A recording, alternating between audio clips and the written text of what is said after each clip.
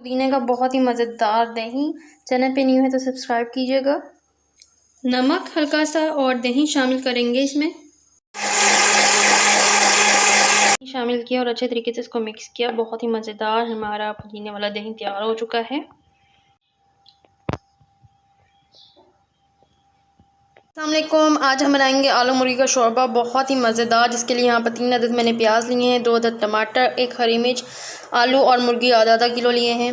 मसालों में मैंने इलायची ली है, यहाँ पर दालचीनी ली है, थोड़ा सा कढ़ाई गोश्त मसाला जायके के लिए लिया, 3 चम्मच नमक, आप हस्ब जायका यूज़ कर सकते हैं। पीसा हुआ धनिया लिया है, यहाँ पर बहुत अच्छा टेस्ट आता है इससे, और काली मिर्च आधा चम्मच लिया है।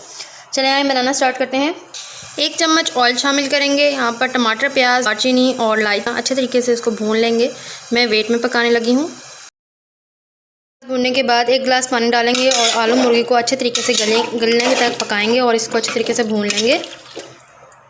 वेट में आलू मुर्गी को अच्छे तरीके से गला लिया है और अब मैंने शोरबे के लिए 2 गिलास पानी शामिल कर दिया है। आपको जितना शोरबा रखना है आप 1 गिलास शामिल कर सकते हैं और आप बिना वेट के भी पका सकते हैं 15 से 20 मिनट तक आलू मुर्गी को।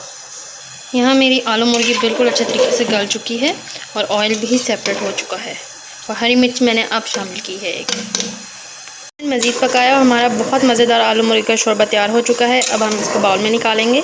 हमारा आलू मुर्गी का शोरबा रेडी हो चुका है।